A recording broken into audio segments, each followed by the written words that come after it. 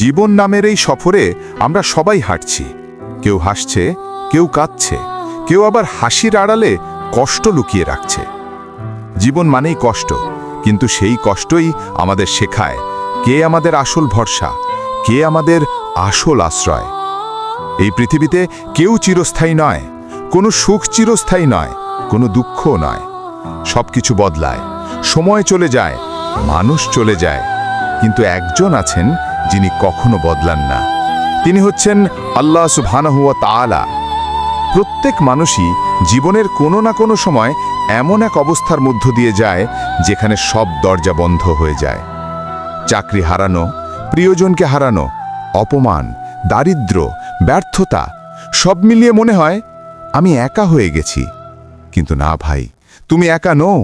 তুমি যেদিন আল্লাহর দিকে হাত তুলে বলবে, ইয়া আল্লাহ, আমি ক্লান্ত, আমি অসহায়, সেদিনই আল্লাহর রহমতের দরজা খুলে যাবে। কোরআনে আল্লাহ বলেন, সূরা আল বাকারা 2:186, আমার বান্দা যখন আমাকে ডাকে, আমি তার ডাকে সাড়া দেই। এই আয়াতের প্রতিটি শব্দ এক একটি আশার আলো।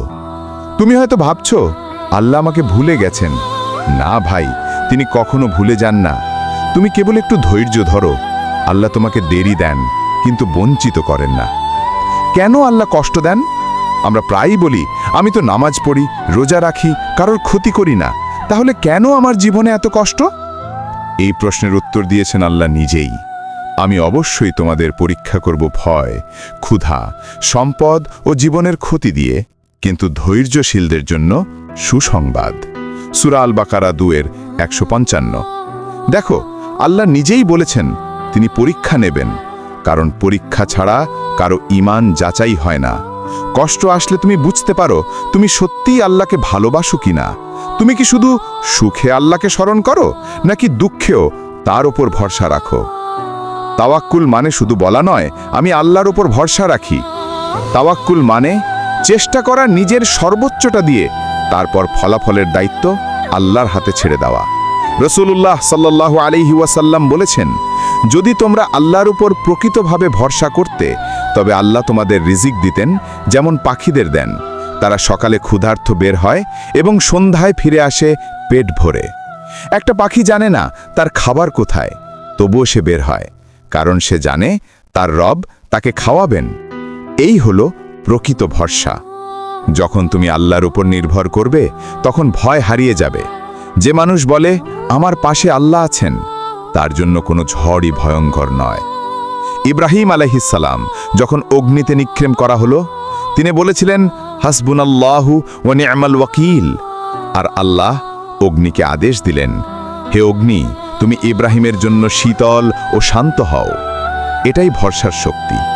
মুসা আলাইহিস সালাম যখন লোহিত সাগরের সামনে দাঁড়িয়ে, পেছনে ফেরাউনের সৈন্যদল, মানুষ ভয় পেয়ে বলল, এবার তো আমরা ধ্বংস হব।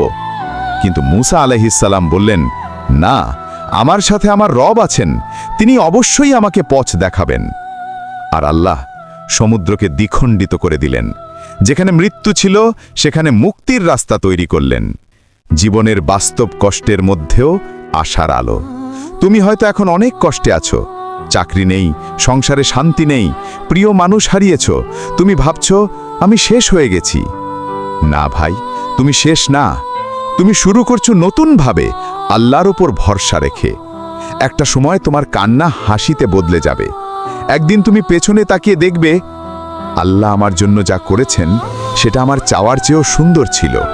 আল্লাহ বলেন, সূরা তালাক 65:3, যে আল্লাহর উপর ভরসা করে তার জন্য আল্লাহই যথেষ্ট। বাস্তব জীবনের গল্প, আল্লাহর পরিকল্পনা সবসময় শ্রেষ্ঠ। একজন যুবক ছিল, নাম আহমাদ। সে খুব মেধাবী, পরিশ্রমী, কিন্তু বারবার ব্যর্থ হচ্ছিল। চাকরির পরীক্ষায় ফেল, ব্যবসায় লোকসান, সম্পর্ক ভেঙে যাওয়া, সব মিলিয়ে জীবন এক দুঃস্বপ্ন। একদিন সে হতাশ হয়ে রাতে আকাশের দিকে তাকিয়ে কাঁদল।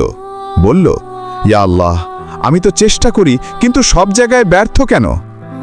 সেই রাতে সে ঘুমিয়ে পড়ল কাঁদতে কাঁদতে।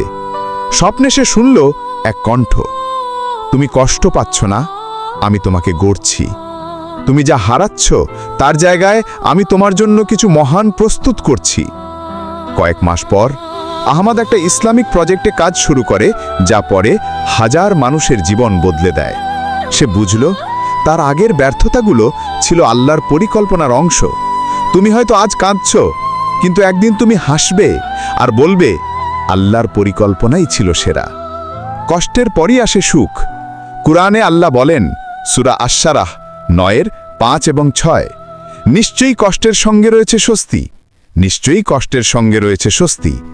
দুইবার বলা হয়েছে যেন আমরা বুঝি প্রতিটি কষ্টের পরই আসে শান্তি, প্রতিটি দুঃখের পরই আসে সুখ। তুমি শুধু ধৈর্য ধরো। তুমি যখন কাঁদো, আল্লাহ তোমার কান্না শোনেন। তুমি যখন একা থাকো, আল্লাহ তোমার পাশে থাকেন। তুমি যখন হতাশ হও, আল্লাহ তখনই বলেন, হে আমার বান্দা, আমার রহমত থেকে নিরাশ হও না। সূরা আজ-জুমার 39:53। আল্লাহর উপর ভরসা রাখলে জীবনে কি পরিবর্তন আসে? 1. মন শান্ত হয়, ভয় ও দুশ্চিন্তা চলে যায়। 2. আত্মবিশ্বাস বাড়ে, কারণ তুমি জানো তোমার রব তোমার সঙ্গে আছেন।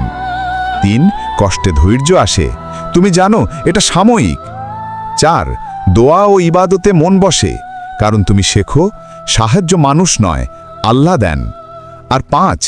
আশা জাগে, কারণ আল্লাহ কখনো কাউকে একা রাখেন না। ভয়েস ওভার সমাপ্তি। হৃদয়ের ছোঁয়া বার্তা। প্রিয় ভাই, প্রিয় বোন, তুমি হয়তো জীবনের এমন এক অধ্যায়ে আছো যেখানে তুমি হারিয়ে গেছো, ভেঙে পড়েছো বা কাউকে হারিয়েছো। তুমি হয়তো ভাবছো আর কোনো আশা নেই, কিন্তু মনে রেখো, যত রাতই গভীর হোক, ভোর আসবেই। যত অন্ধকারই নামুক, আল্লাহর আলো তাকে ভেদ করবেই। তুমি শুধু বলো, ইয়া আল্লাহ, আমি তোমার উপর ভরসা রাখলাম। তারপর তুমি দেখবে তোমার হৃদয়ে এক অদ্ভুত শান্তি নেমে আসছে। তুমি হাসছো যদিও কষ্ট আছে, তুমি স্থির আছো যদিও ঝড় বইছে, কারণ তুমি জানো যার উপর ভরসা আল্লাহ, তাকে কখনো হারানো যায় না। আল্লাহ তোমার প্রতিটি অশ্রু জানেন, তোমার প্রতিটি দুঃখ তিনি অনুভব করেন। তুমি তার কাছে যতটা কাঁদবে, তত তোমার হৃদয় পরিষ্কার হবে। কষ্টের পর তিনি তোমাকে এমনভাবে হাসাবেন যে হাসির পেছনের গল্প জানলে অন্যরাও কেঁদে ফেলবে। তুমি শুধু ভরসা রাখো, তুমি শুধু বলো, আমার আল্লাহ আমার জন্য যথেষ্ট। হাসবুনাল্লাহু ওয়া নি'মাল ওয়াকিল। এই বাক্যটি তোমার হৃদয়ের ঢাল হোক। তুমি যখন কষ্টে থাকবে, বারবার বলো, আল্লাহই যথেষ্ট, তিনি সর্বোত্তম অভিভাবক। যারা আল্লাহর ওপর ভরসা রাখে, আল্লাহ তাদের কখনো একা ফেলে দেন না।